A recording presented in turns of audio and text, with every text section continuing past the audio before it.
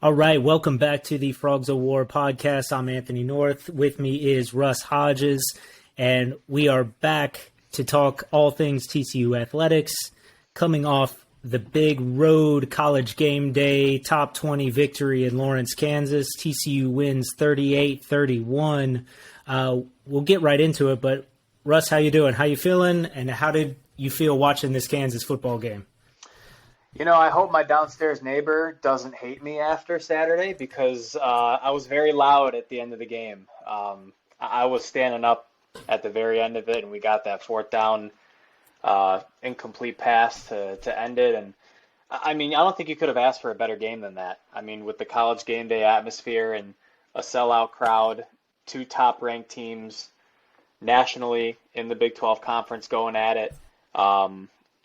A defensive battle to start off, which I think caught everyone by surprise, but then things really opened up in the second half and just turned out to be an awesome football game. Glad I got to watch it all the way through, and really excited to dig a little bit deeper into it.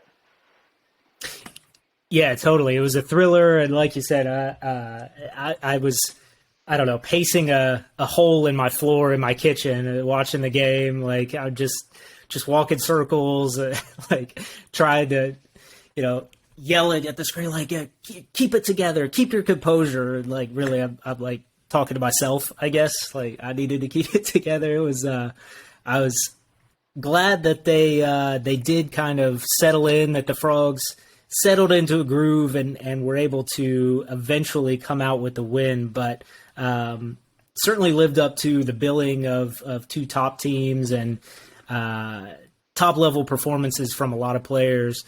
Just getting into how the game went, I think the first half was a lot of jitters from both sides. I don't know if it was feeling each other out, but we talked about that road environment with kind of the loud screaming fans, all the national spotlight on you. It felt like, I don't know if it got to the Frogs equally as it did to the Jayhawks, but felt like there was a little bit of that was contributing to the slow start as much as defenses holding down each other right out of the gate. Yeah, I felt coming in, I kind of expected it to be a dogfight. We talked in the pod last week about past struggles in Lawrence and how just traditionally TCU Kansas in many of the matchups has been fairly close, sometimes closer than expected, and both defenses came out right away and did a great job. Kansas got a few really good stops in the run game, where TCU was really efficient over the early part of the season. But the Frogs, I mean, Abe Kamara had some nice plays. TCU gets the huge forced fumble on Jalen Daniels when he's stretching out for the goal line. I mean, you think about that. That was a huge swing in the game. I mean, you're essentially going from possibly Kansas scoring a touchdown to taking those points off the board and then going all the way down the other end and putting up a touchdown in your own. So,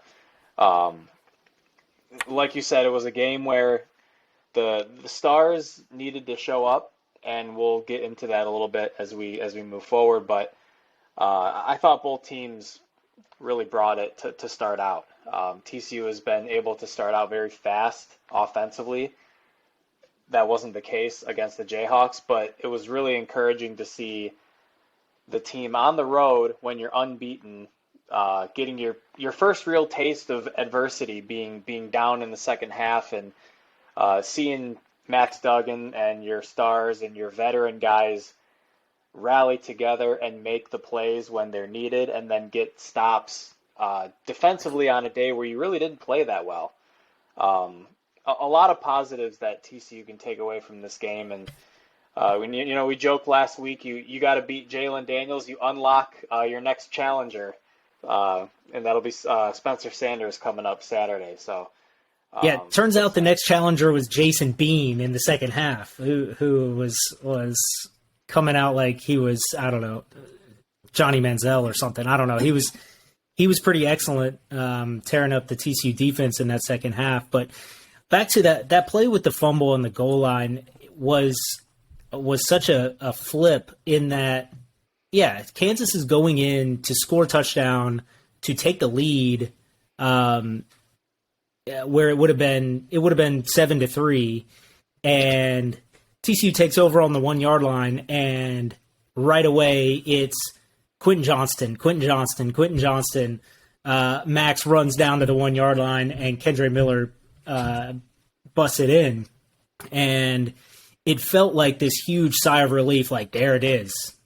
We've got Quentin Johnston he's rolling. He's here, and this just went from very nervous, and there were obviously nervous times later in the game, but that right there, because it was this nervous start, just kind of the energy of it gave some anxiety. But then, you go down early, giving up that drive would have felt like a real problem, and instead you flip it right on the head, and it felt like it could have been a chance to really get things rolling. It didn't really turn out that way. I think TCU didn't still really do anything the rest of the half, but just, you talked about the stars showing up in the game. That drive is as stars showing up in the game as you can get, of Quentin Johnston taking it most of the way, and then Max and Miller in the red zone. When those combinations are rolling, it's going to be really tough to stop. And I think the Kansas defense did a really good job most of the game containing everything that TCU was doing. But sometimes the talent of Darius Davis, of Kendre Miller, of Quentin Johnston just was able to take over, and Tay Barber, goodness, was able to take over in some key moments. I think, some other key moments in the first half. I go back to early in the game where it feels like, again, TCU is very much in control of the game. That first drive ended up with a field goal, probably should have been a touchdown there to Savion Williams. Then the next drive, you get this very clear go for it 4th down opportunity where really you're sitting at 2nd and 1, and you run and don't get it, and then 3rd and 1, you run and don't get it. 4th and 1, it's Amari DeMarcado, and don't pick that one up. I think that took a lot of wind out of the sails early, that you get that, you go down and score, and you feel like you're on your way to a blowout. And instead, you're in for a dogfight. And TCU was able to get a stop on the other side as well, a 4th down stop that was maybe not quite as obvious, but a 4th and 5 that didn't work out. The other big thing certainly that happened in the first half was Jalen Daniels going down. They're right before halftime. They're driving in the red zone, and he's running, scrambling, and gets tackled out of bounds, and gets landed on and kind of lands on his shoulder.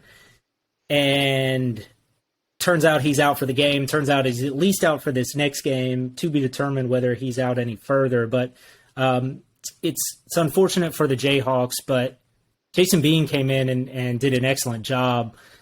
I guess just, Russ, what are you thinking on the Daniels and Bean? Do you think this is really just a Lance Leipold scheme situation where he's the one making this happen, or is really Bean at the same level as Daniels?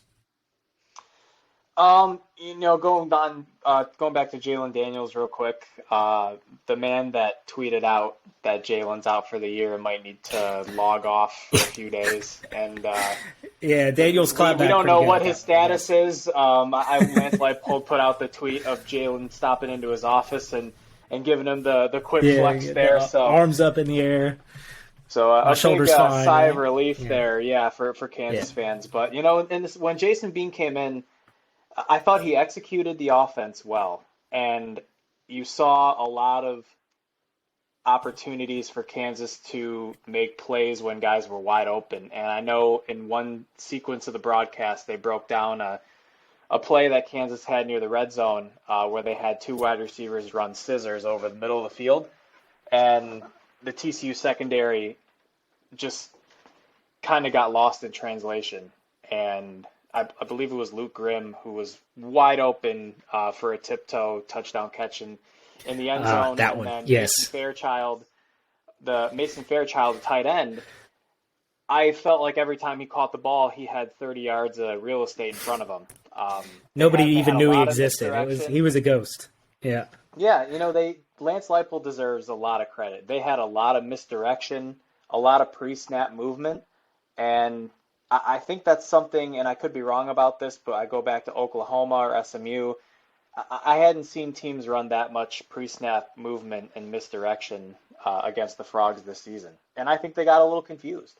I think Lance Leipold deserves a lot of credit. I think they didn't beat themselves. They, I think, only had a couple penalties throughout the entire game, and not really any significant or game-losing mistakes. I think the worst mistake that Jason Bean really made was the interception to Jamoy Hodge, where he just overshot his receiver. And I think some of those passes and then missing the running back on the wheel route late in the game, that's just from maybe not getting all those reps and maybe the timing. That's right. He wasn't the one, and yeah, that the interception was kind of a snowball of things where the play before he has that pitch on the option that just isn't quite timed just right, that ends up being like a loss of 15 yards where maybe it's at worst it's like a no gain.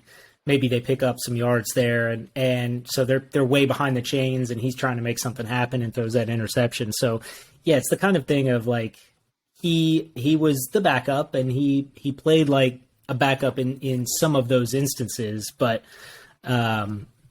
yeah, have to give him credit, have to give Leipold credit. There were a few penalties that Kansas ended up getting called for that were at pretty tough times, where holding calls that were like totally unnecessary behind the play, or not worth making that hold. It's not like saving a sack fumble or something. It's just the kind of thing that the offense they run on those pitch plays, you can really see it. So like they're very obvious calls when they happen, and put them in some bad situations there too. Maybe just to close out the first half, Max Duggan threw his first interception of the season on kind of a Hail Mary towards the very end of the first half. I think TCU was in a pretty good space to keep on driving with timeouts, had an opportunity. What do you think about taking the shot there that ended up resulting in that interception? I understand wanting to take that shot because of the kind of game Quentin Johnston was having up to that point. Me personally, I would have tried to take the points there just because it was tough sledding offensively in the first half, and you have an opportunity to at least put 3 on the board in a game where Griffin Kell has already made a field goal.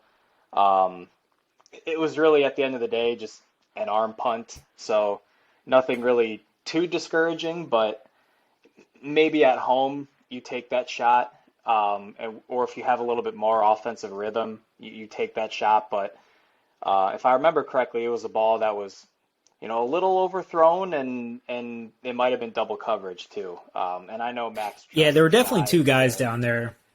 Yeah, and I know Max trusts his guy to make a play there. I would have, and I think TCU had timeouts as well. TCU had that was the thing, a chance to use the middle of the field and stop the clock and set up at least you got 3 in your back pocket. Going on the road against a ranked team. That's just how I would have done it, but at the same time, hindsight is 20/20, and we won the game. Yeah. So yeah, it worked out okay in the end, and yeah, I think maybe Johnson may have slipped or not seen that the safety was there or something, but it seemed like a play that he could have done something on the ball there. But if that was his one mistake of the day, I think it can be forgiven. Yeah, let's see. We talked about the Leipold scheme. My goodness, I think just the way that the TCU defense was put in really bad spots. We talked about how TCU did that to Oklahoma so bad last week, or the week prior, and that TCU was that kind of happened to TCU here. And early there in the second half, things are spiraling a little bit for TCU, and first play of a drive, Duggan hits Jaquavius Spivey for a first down, and he drops the ball, and it's a fumble recovery by Kansas that really had an opportunity to flip the game there, where I don't know if that was right after Kansas scored their second touchdown in the second half, or in between the two touchdowns there to start the second half. But in any case, it was in a spot where TCU really needed a bounce back, and it felt like a big opportunity to take the momentum back, and it was really deflating, and got that crowd right back in it, and could have been a death spell. Turned out okay, because kind of coming out of that is Darius Davis just doing incredible things on a football field again. His run down the sideline, watching the replay over and over on that one, where he tight ropes on the sideline, it's just incredible. I think it's hard to talk about this game without just the ridiculous performances from Tay Barber and Johnston and Davis on their touchdowns. I think for me, the Tay Barber touchdown just had me kind of going insane. I was doing flips. I was going crazy on that one. Into double coverage. He's like up in the air, somehow gets a foot down. I think he gets 2 feet down with the ball. Yeah, that was an NFL. That's a catch on Sundays. I watched that back, and that was an NFL caliber catch from Tay Barber there, and his only catch of the game. So you talk about making an impact, maximizing your opportunities. Yeah. But I think Quentin Johnston, as great of a game as he had receiving wise, and we knew that a game like this was coming from him. He has shown it in the past, and TCU has really spread the wealth offensively to start the season, but it was fairly obvious early in the game that Quentin Johnston was getting easy separation. Kansas was not able to cover him well at all, and the result was 14 catches for 206 yards and a score. But I honestly thought one of his best plays of the game was the block that he made on the outside to seal the sideline for Darius Davis. I mean, that was a play where if he doesn't make that block, Davis might have to just run out of bounds for a short gain. So that was a huge play there. And going back to the Spivey fumble, you know what good teams do, and it was really encouraging to see this not only from the Frogs, but honestly from Kansas too, is good teams capitalize on their opponent's mistakes. And the Jayhawks turned the Jaquavius Spivey fumble into points. TCU turned the Jamoy Hodge interception into points. And it's what good teams do. And something TCU hasn't really done this season is turn the ball over, beat themselves up. But the ability to overcome that with great individual effort, again, Tay Barber, that's when you know a quarterback is playing confident. That when a quarterback is willing to throw a dart into the corner of the end zone with two guys there because he knows that Tay Barber is going to come down with the football, that's confident. It's a heat check. It's a total heat check. Just like, let me just throw this up there. My guy's going to make it happen. Yeah, and you know what? Yeah. That's confident receiver play as well. I think with these receivers, when a quarterback has confidence in you, it's going to raise your confidence. It's going to elevate your level of play. And with Quentin Johnston having the game that he did, Tay Barber, again, an awesome catch. I'm really excited to see what these two guys can do moving forward. And then Darius Davis, again, Sonny Dykes has talked about how if he could give him the ball 80 times a game, he would, and for good reason. You know, I think one thing that might get glossed over a little bit is Kansas did not want to kick that man the ball.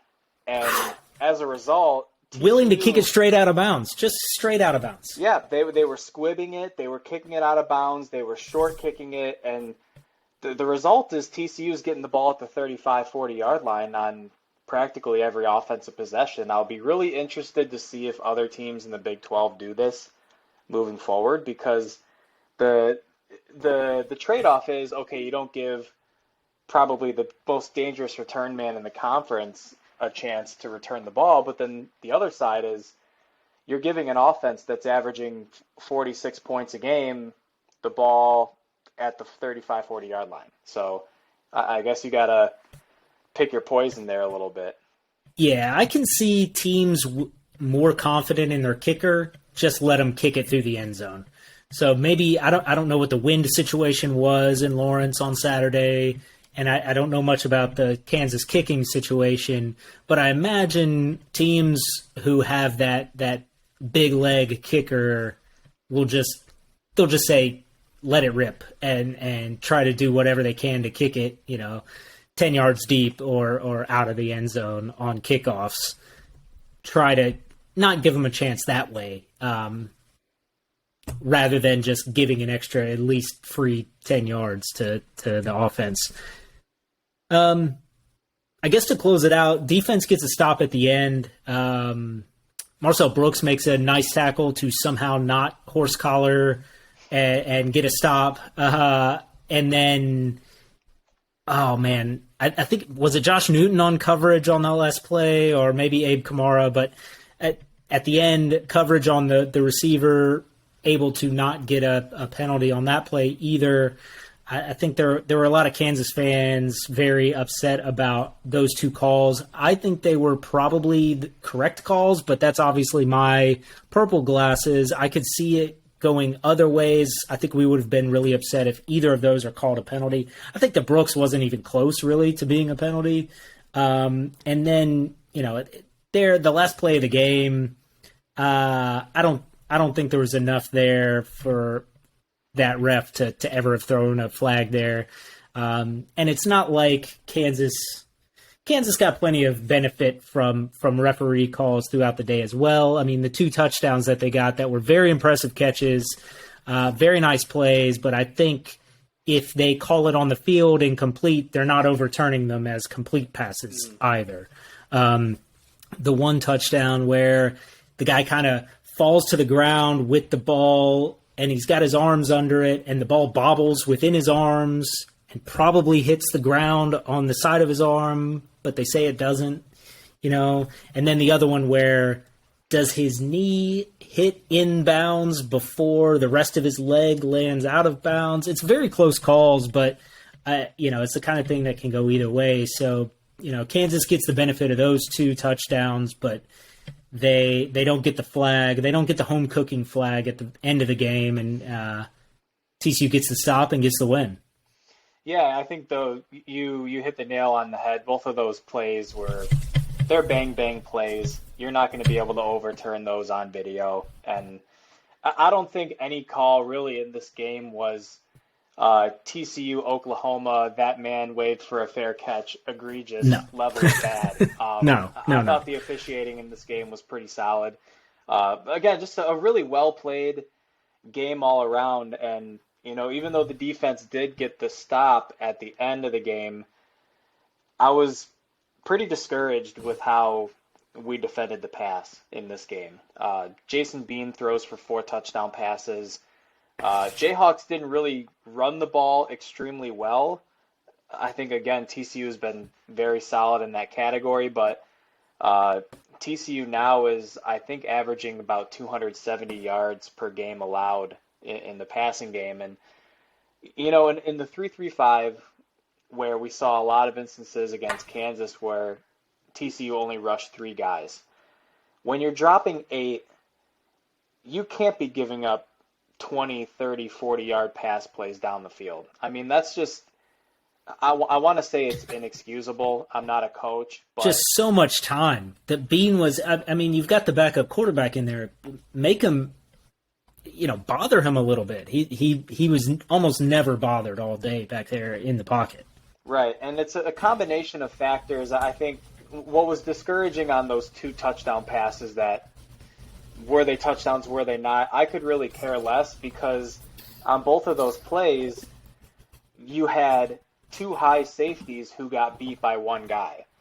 If you have 2-on-1 coverage in the end zone and you're getting beat on both of those, that just can't happen. That's just not good enough. And you brought it up about the lack of pass rush, and it's something we've talked about on this podcast multiple times now. Other than the Jamoy Hodge sack that knocked Jalen Daniels out of the game, did TCU have a sack other than that play?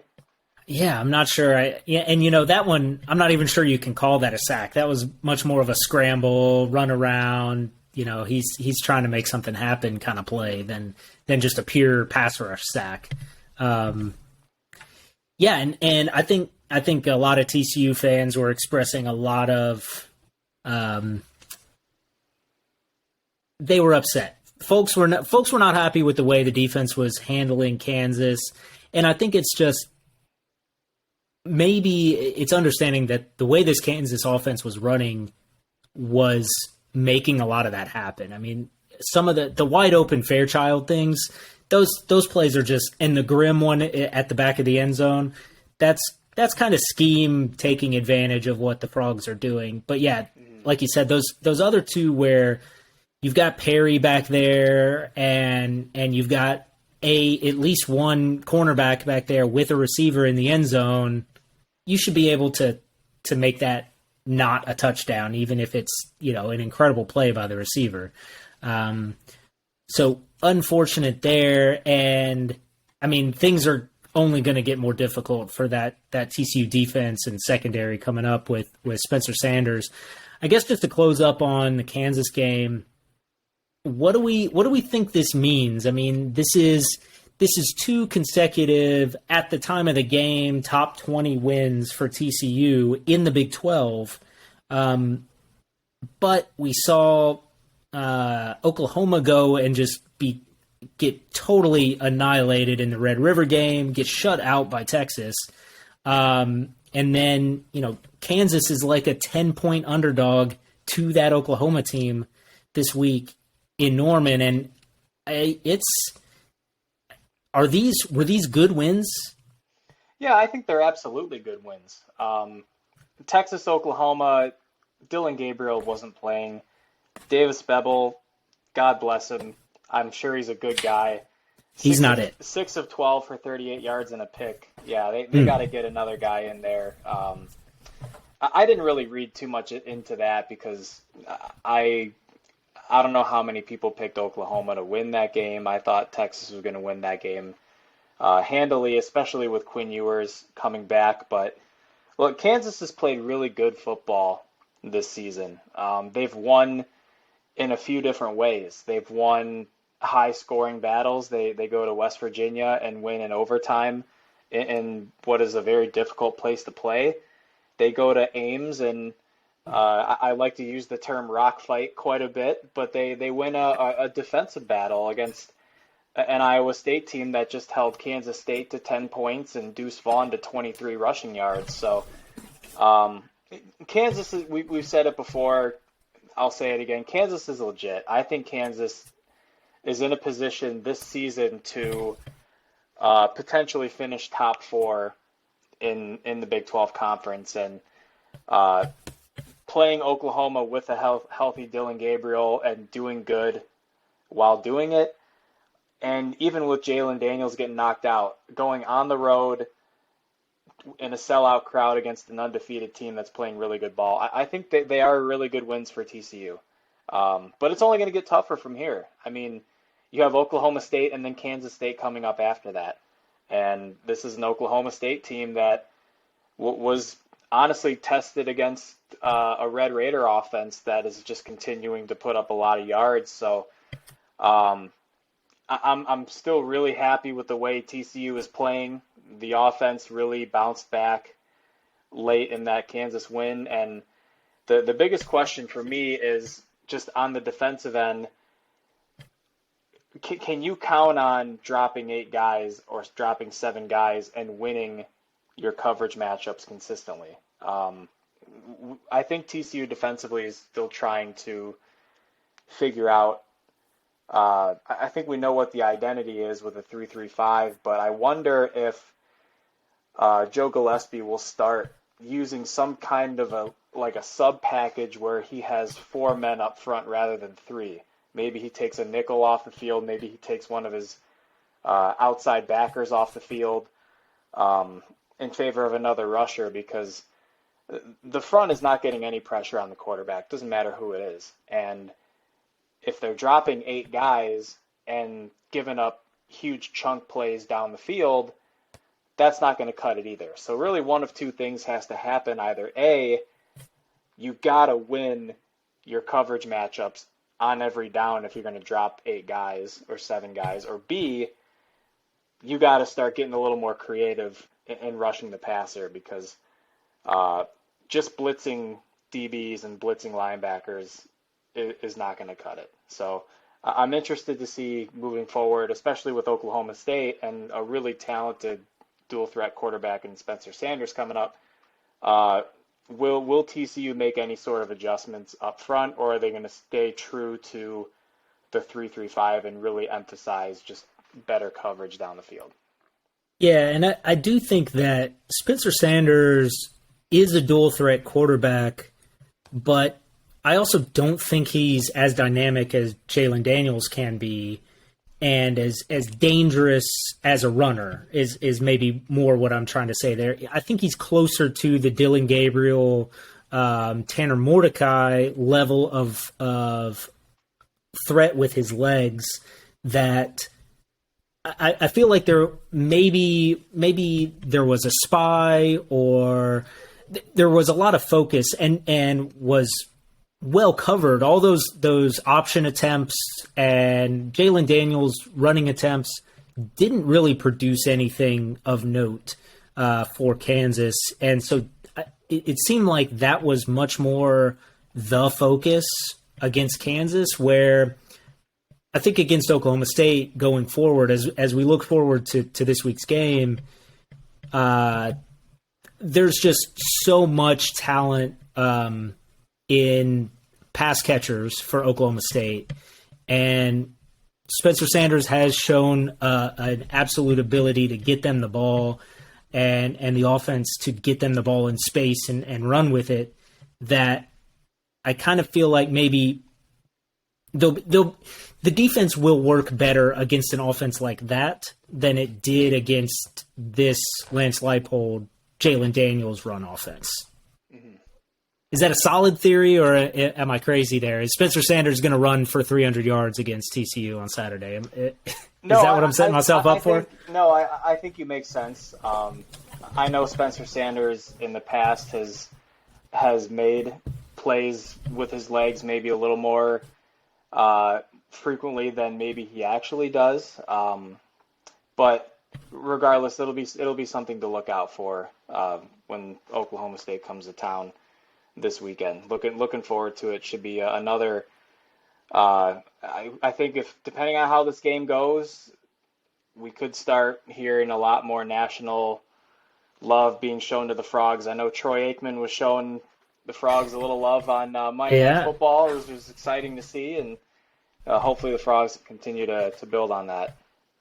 Yeah, and it's the kind of thing, there's a lot of big games this week, so that things may thin out at the top a little more than they are. There's so many ranked versus ranked games. So yeah, there's an opportunity to where the winner of this game Saturday between Oklahoma State and TCU will be very much at the doorstep of everything possible for the season. And will be right in the conversation with everyone nationally. So we've already kind of gotten into it, but just to talk, to level set here. So Saturday, 2:30 p.m. Central, Amon G. Carter Stadium, number 8 Oklahoma State comes to town. It's nice to have a game that's not at 11 a.m. And it's, I don't know how much more it can be hyped. we're in this midst of big game after big game after big game, and it's kind of the nature of the Big 12 of all these teams are very solid. But you have to think Oklahoma State coming off of last season, making the Big 12 title game, winning a New Year's Six bowl, and bringing a lot of that talent back.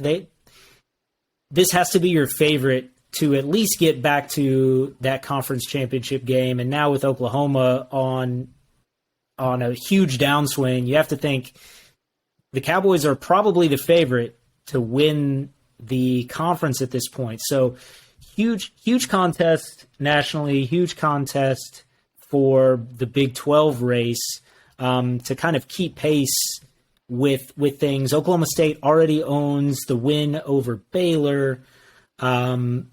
And there are no games yet between these teams with Texas and Kansas State. So I think everything's on the table here for TCU. How TCU is going to perform in this game, I don't know. I think Oklahoma State's just a really good team. They're really good on defense, really good skill talent, well coached. Spencer Sanders is a veteran, and he's had some tough games in the past, but you could say a lot of that about Max Duggan as well, and I have no idea what to expect out of this game. This is going to be such a fight, and I don't even know how to break it down. I'm just really excited to see it happen. It's the kind of thing I just want to see it play out because it's just going to be such a good contest. They're so well matched. Mm-hmm. Yeah, I think TCU is going to come into this game with a lot to prove because you have a lot of guys who were on this team last season when the Frogs got the brakes beaten off of them by Oklahoma State last year. But you also have some guys that, 2 years ago, Oklahoma State comes into Fort Worth, and it's a great game that TCU winds up winning in close fashion on a late defensive stop. And I feel like, in general, a lot of TCU Oklahoma State matchups have been very competitive, very exciting. But I think the Horned Frogs are going to come in. Again, they might be favored by Vegas, but I think TCU is an underdog at home in this matchup, being a lower rated team in the country. And I'm a little nervous about how this pass defense is going to fare against the Cowboys because they do have so many different weapons led by Brennan Presley and Jaden Bray, and they have a lot of guys who can get down the field quickly. Dominic Richardson is back at running back, and defensively I thought OSU looked a little vulnerable. Texas Tech is a team that I know can put up a lot of yards on a lot of teams, but the way the Red Raiders came out early in that game and actually had Oklahoma State on the ropes a little bit in the second half, I think showed that this is a defense that can be scored on. So I wouldn't be surprised if this winds up turning into a shootout. I think, again, we talk about the turnover battle every week and how TCU has taken care of the football very well throughout the season. That is going to be something super paramount for this matchup. TCU cannot have receivers fumbling the ball away, can't afford any intercept, cannot afford to give this Spencer Sanders-led offense any extra possessions by any means necessary. If it's special teams, if it's turnovers, cannot afford to give them extra opportunities with the football because they have an offense that's more than capable of putting up a heck of a lot of points. So taking care of the football is going to be huge, and finding a way to get to Spencer Sanders. At some point, it's got to click for the pass rush. Someone's got to be able to step up. Dylan Horton, have we even talked about him on the podcast? He's He's made some plays, and Dominic Williams made some plays early in the season, and now he's kind of been a space filler in a good way, but it doesn't show up on the stat sheet as much. So yeah, absolutely gotta get some pressure on Sanders. He definitely is prone to getting flustered and making a mistake or taking off to run when he doesn't need to. But one thing that we didn't talk about as a negative from the Kansas game that is going to be devastating if it comes up this week is missed tackles. So, I know you had a piece on the site this week about Abe Kamara. I think he missed a couple tackles. He's been such a hard hitter and been really strong in the secondary, but a couple missed tackles and really. Hodges Tomlinson has been really strong on the outside, making tackles at the point of contact.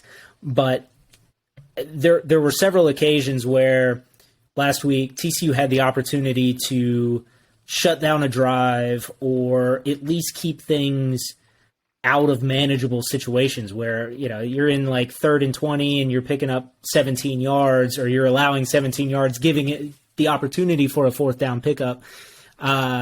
Because of missed tackles. That's not what you want to see against anybody, but you miss a tackle against Brendan Presley and he's gone.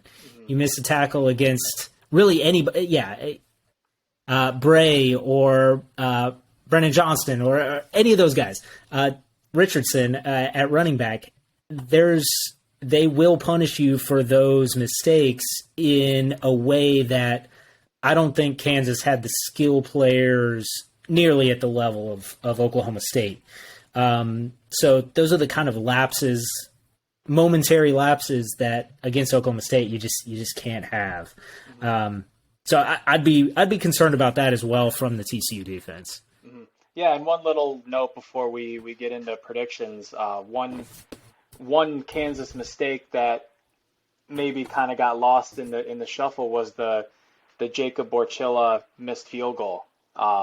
That was a huge swing in that game, and I think Tanner Brown for the Cowboys is one of the better kickers in the conference, if not in all of Power 5. So Griffin Kell for TCU has been at times a little shaky. I think he's missed a couple PATs, so you hope he can deliver a good performance there. This is a game that, Vegas right now is saying the spread is 3.5. Definitely believe it's a game that can come down to a couple points, and obviously if that's the case, then every point counts. Got to deliver in all 3 phases. So you want to go ahead and get into our predictions here right now? Sure, let's jump into it. You mentioned the spread. TCU is favored in this game, and it's grown to 3.5 on the spread. When this game opened at TCU favored by 2, I was kind of shocked. I was surprised to see TCU as the favorite, even being at home, coming off a game that maybe observers might have thought TCU escaped with a win. I guess Oklahoma State also coming off a game where they maybe escaped with a win against maybe not as strong a team. So I can see that there, but that the higher ranked team, I think Oklahoma State is deserving of their higher ranking at this time. This is a very good football team. So I was a little bit surprised, and you always like to see when your team is kind of getting the push on the spread, where it's like, okay, the line is moving in your direction. So moving from 2 to 3.5 is some indication that somebody out there thinks that TCU is the right call here. And I don't know. I'm worried about the line. I'm worried about Spencer Sanders having a blow up game. I'm worried about the defense allowing something that it shouldn't, something silly happening late. But so I'm gonna go with TCU here. And again, on the total is projected, or is the odds makers have it at 68.5. which is right around where TCU's been hovering on all of these games so far this season, right around that 69 number. So I think even though these offenses can definitely explode, I tend to think that this is going to be like your favorite phrase, the rock fight. I think this ends up being more of a rock fight than a sprint past each other kind of game. Just because, I don't know, I think the stakes are so high for both teams, and it's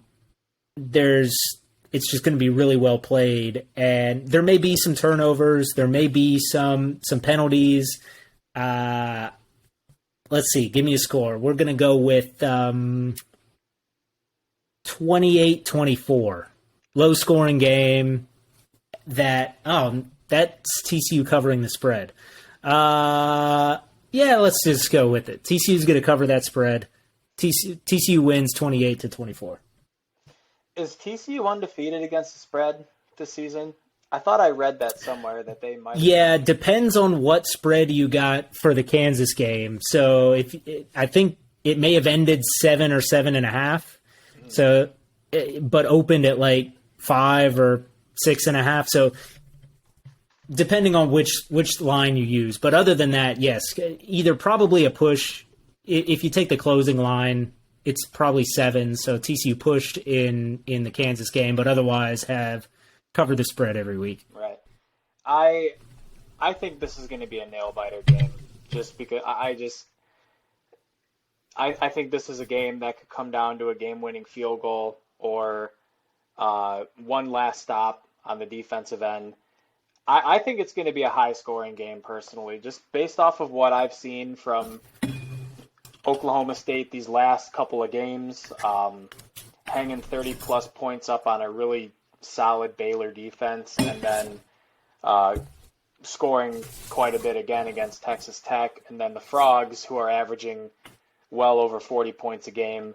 Granted, they did play Colorado and Tarleton State and SMU, but you do run it up against the down bad Sooners, and then go to Kansas in a game where it looked like it might be first to 20 wins, and you wind up with 38. So I think it's going to be a 3-point differential. I can't take TCU to cover 3.5 here, but I do think the total is exceeded. My prediction is going to be 45-42. You know I'm picking TCU every week. That's not changing here. I think the Frogs win 45-42. They stay unbeaten, have an opportunity to possibly move into the top 10 going into next week. I love it. I also think I can see this game coming down to one of the teams decides to go for 2 after scoring what could have been the game-tying touchdown if they kicked the extra point, but they decide to go for 2, and that's what it's coin flip one way or the other. Somebody gets the 1-point victory. A la Monday Night Football, I see. That's right. So, all right. So, thinking about this game, what does this bring up in your thoughts about TCU and top 10 games and games against Oklahoma State? So our Ask the Fans this week in the fan polls touched on a few of those topics. So the first one, or I guess one of these was your favorite top 10 win at home in Amon G. Carter Stadium. So let me look at my list again, but the list was 2008 against number 9 BYU, a couple from 2014 with the classic Oklahoma game, and then the Kansas State blackout, and then in 2015 against number 7 Baylor in the rainy game against the hated Bears, coming off a year of just hatred. What do you think? What was your thought on that one? I have to go with the Baylor Monsoon game because my brother was actually down in Fort Worth with me for that weekend. That was my senior year. We went to the game, and I think we were probably the only 2 guys that did not have any rain gear in the stadium. We showed up with our hoodies and jeans on, and I mean, it got super cold too. It got down to like 40 degrees. And oh yeah, it was just above freezing. Yeah, it was.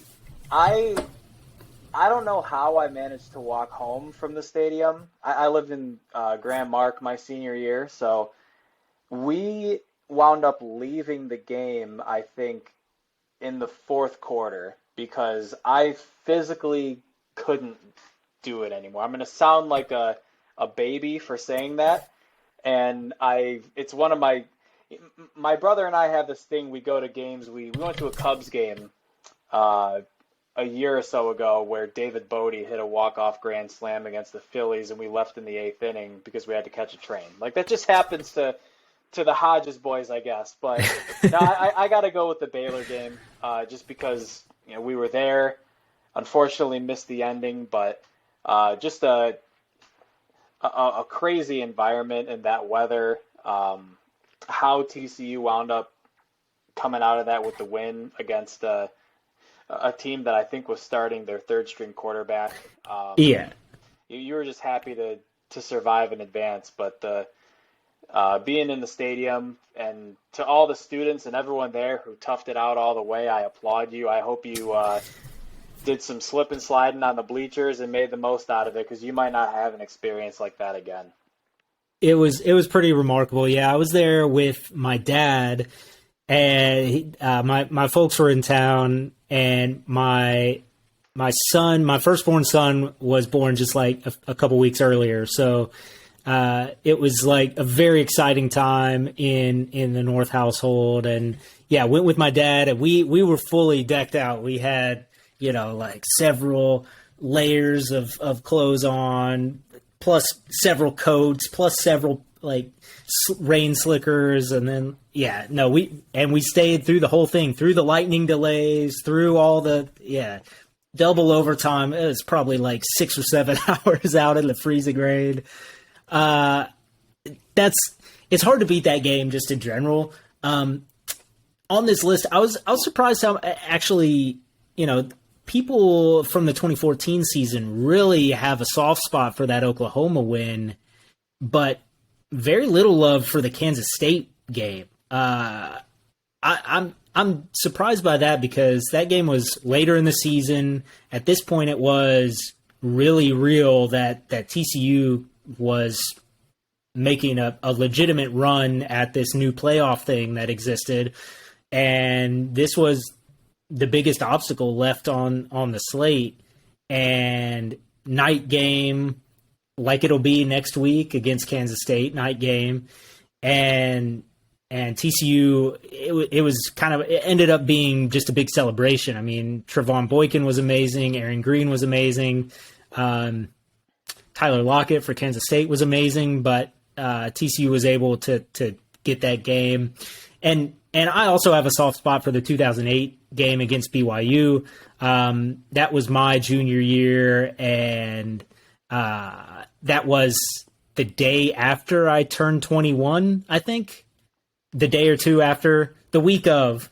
And so I had a good time at that BYU game, and it was a raucous crowd, and BYU fans really show up, especially I think there's a very large BYU fan base in DFW, and they really come out. So it was a good time taking that game from BYU, and what we thought at the time probably could have been a really amazing season was spoiled later on by Utah, but an exciting game nonetheless, and I have a soft spot for that. But I think Baylor's the correct answer. So my next question on this one was that the forced turnover that made you laugh the most. And what made me think of this was just the last important Oklahoma State TCU game was in 2017. Oklahoma State was in the top 10, and TCU went into Stillwater, and that Oklahoma State team, everybody was very excited about Mason Rudolph and everything that they were doing. And really just one of the most kind of confounding play calls. They throw a trick play where their receivers trying to throw a touchdown pass, and it gets picked off by Nick Orr in the end zone. And I I listed a few things here. Brock Purdy throwing the pick six, Keontae Ingram fumbling at the goal line to give Texas a loss, and then the Banigou sack from that same game. Do you have a favorite of those? The Purdy interception was the one for me. That one was just hilarious because in real time, watching that game, I haven't seen a play like that in any other college game or pro game, where a guy just throws it behind the line of scrimmage and it's just like, oh, here you go, like here, free six, like Kendrick Van Zant was taking a joyride into the end zone. I don't think any DB will score an easier touchdown than that. That was just a moment that you felt like could only happen to an Iowa State team, and a quarterback that frankly was a very good college quarterback in Brock Purdy. To make a play like that was just like a complete brain malfunction in that moment. But another one I want to bring up, and it's not really one that makes you laugh. It's just one that I remember. 2014 Peach Bowl against Ole Miss when yes, Bo Wallace is it's like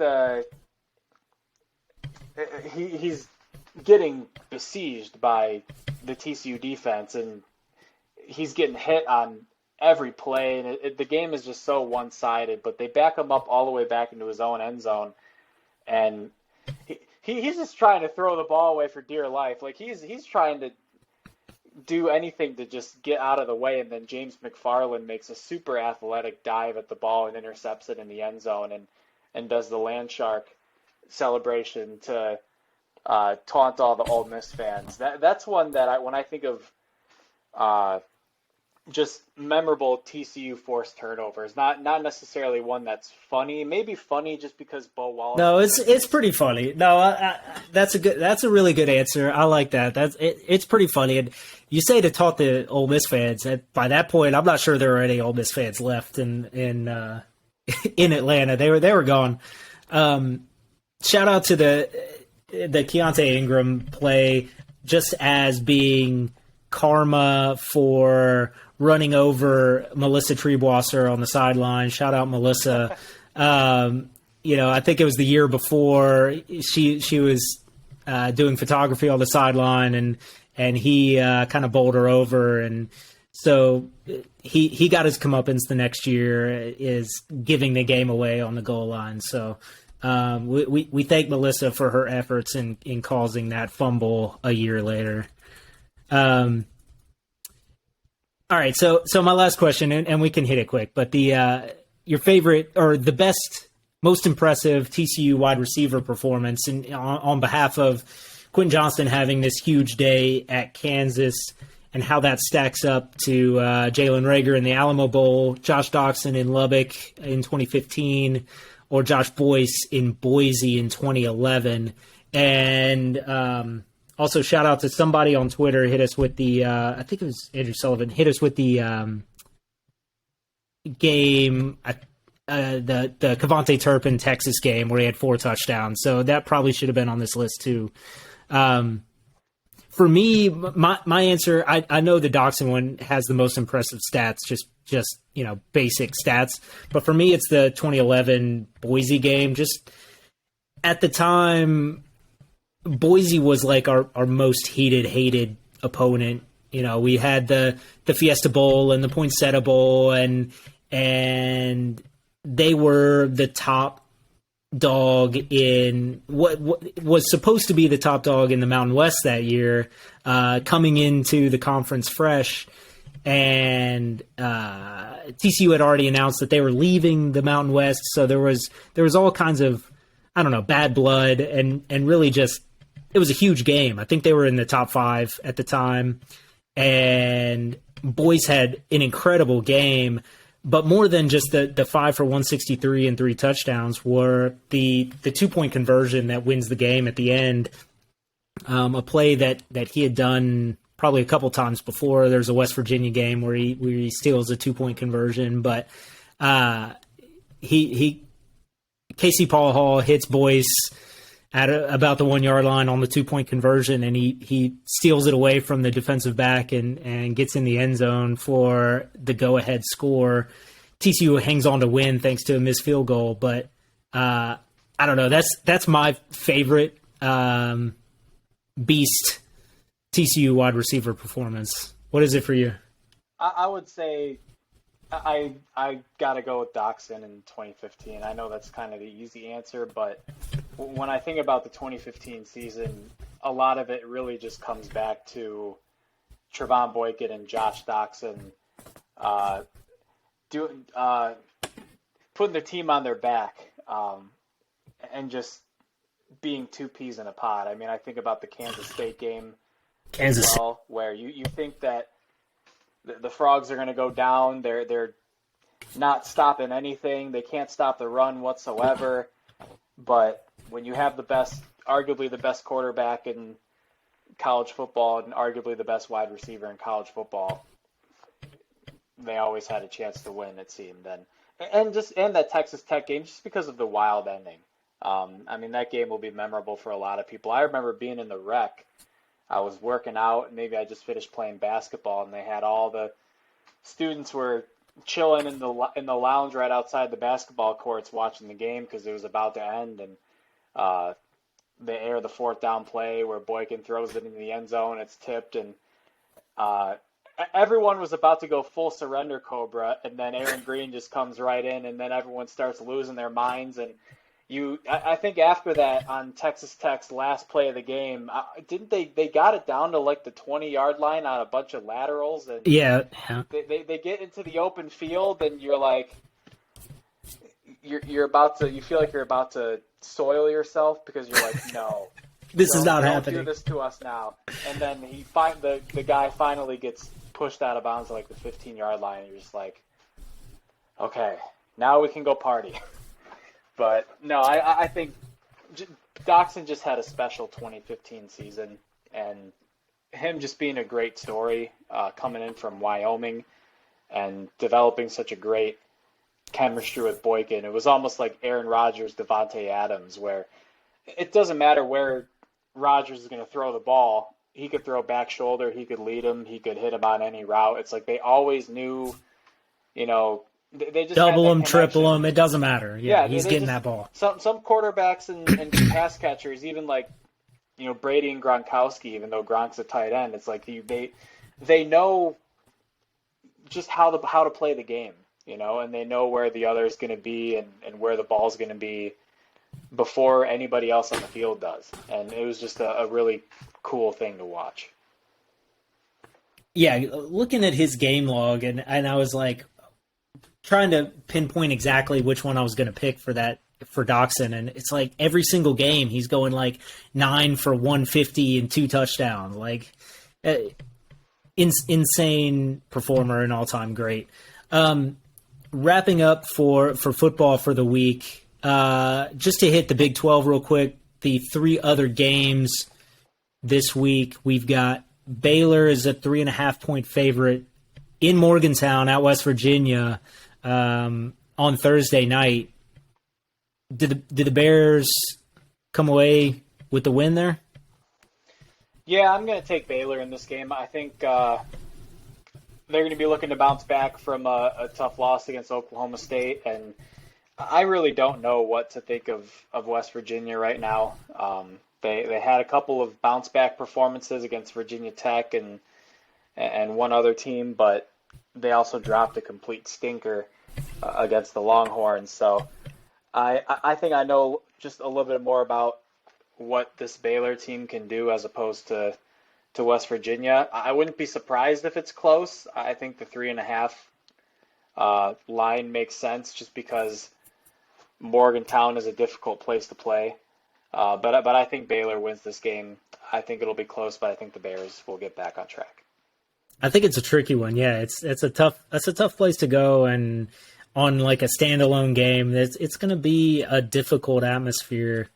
The 3.5 scares me just like it does with TCU. Of like, what's that trying to tell me? I think it's begging you to just pick Baylor. Like, of course, this team is much better than West Virginia. But when you say that, there's probably something going on there. So I don't know. It's a tricky one. The next one we talked about, the Oklahoma at home favored by 9.5 points over Kansas. Kansas will be without Jalen Daniels this week. Oklahoma will most likely be without Dylan Gabriel, but there's still some rumblings that Gabriel could return, uncertain. But that's a really large number for an Oklahoma team that's been embarrassed 3 weeks in a row and a Kansas team that's been really, really strong all season. This number seems like something a computer spit out based on I don't know, looking at history, but Right. I don't know that it sees anything that's happened this season. So I'm inclined to think that the Jayhawks at least cover this game. Yeah, I think Kansas wins this game, to be honest. I think you hit the nail on the head with they see Kansas's reputation and immediately think this could be a favorable game for Oklahoma. But this is, and I get it because the Sooners are 0-3 in the conference now, and it's if there's any time to kick it into high gear, it's now. I mean, they really got to come out and play like their season is on the line, and that might be. It may sound like hyperbole to say that, but when you're 0-3 in a conference like this to start out, it's going to be a nightmarish grind to try and get back into the competitive atmosphere of the conference and make a run for some kind of postseason bid. But I just really like what I've seen from Kansas this year collectively, winning in different ways, like I mentioned before, and just the sign of a really well-coached team is how you respond after a really tough loss. And I think Kansas is going to come out in this game and get a win here. Even with Jalen Daniels out, I think they're well-coached enough. I think they have enough playmaking ability. And if Dylan Gabriel's not playing, I don't think Oklahoma has. They might have to run the ball 45 times to win this game. I mean, they cannot. Maybe they get creative and try to get Marvin Mims and some of these other guys the ball behind the line of scrimmage, but until we see any kind of answer at quarterback, I have no reason not to pick Kansas in this one. I'm with it. Last game is the Iowa State at Texas. Texas is a 16.5-point favorite. For me, I think Texas is getting a lot of that Nick Saban rat poison this week. They're really feeling themselves after beating a pretty bad Oklahoma team by a lot. And there's national media talking them up like, can they make the playoffs with their 2 losses? And is Quinn Ewers the best player in college football? And blah blah blah. Like, okay, like Texas wins one game against a terrible team, and all of a sudden they're the best team in football. Let's stop. And I think Iowa State has a strong defense, and they've come away with losses in these last couple games, but they've been like 1 or 2 point losses. So I don't think Texas covers the 16.5. I don't think they have a 3-score win over the Cyclones, even at home. So I think Texas probably wins the game. They are a better team, but I think Iowa State can cover a 16.5. Yeah, I think the Longhorns will win too. I definitely think this could be your prototypical trap game for the reasons that you said. Having to listen. I think it's Oklahoma State on deck too. I think it's Texas Oklahoma State coming next week. So yeah. They might be looking ahead, and I mean they got Joel Klatt saying that they should be ranked among the best teams in the country right now, and they could be undefeated if Quinn Ewers never got hurt. Well, you know what? Shoulda, woulda, coulda. I mean, you lost to Texas Tech. You gave up 37 to the Red Raiders, and you lose to an Alabama team that I honestly believe is not as good as their rank shows. I don't care that Bryce Young didn't play against A&M. They almost lost that game. I don't think they have the kind of skill talent that they've had in years past. I know Will Anderson is a monster and is going to be likely a top 5 NFL draft pick. Bryce Young, of course, is arguably the best quarterback in college football, but I think Alabama is extremely vulnerable, and of course, that win does deserve, or that a tough loss for Texas against that kind of team, to go from unranked to ranked after that game. It is a loss. They did lose the game. Yeah. It still counts in that other column with the L. Yep. But I think Texas will win this game. It could be tough if they forget to set their alarm clocks. But let's to all the national media broadcasters and pundits out there, let's pump the brakes on Texas real quick. Hasn't everyone learned their lesson? Yes. So much the reason play. The reason Texas is back is a meme is because you guys do this every time. They win one game. They beat Notre Dame to start a season, and both teams end up 4-8. All right, calm down. Okay, I think that's all for football. We've gone pretty long. I'm gonna just say TCU Soccer last week got a draw and a big time win over Iowa State. They dominated both games, gave up a late own goal on a cross that bounced in. Unfortunate to get the draw there, but big one against Oklahoma State in Stillwater this week. Both teams are like a game behind Texas in the Big 12 standing, so that's a huge game. Also between TCU and Oklahoma State in the other kind of football. And then basketball has some news that we can close up with. Russ, what do we got on basketball? Yeah, just a couple of preseason honors. We have Mike Miles, who's been named the Big 12 preseason Player of the Year, which you love to see that for Mike. He's coming back and has a lot to prove as a leader of this team. And the team, again, we've talked about on the pod, has a lot of hype coming in with so many players coming back. Emmanuel Miller is a preseason All Big 12 honorable mention, was such an integral piece of the success last season on both ends of the floor, solidifying one of those two forward positions. And then some recruitment watch for basketball, not for football, but for basketball. We got a decision coming up for Dennis Evans, who's a 7'1" center, a 5-star prospect. Would be Anthony and I were talking about this before the podcast started. It would be the second, according to 247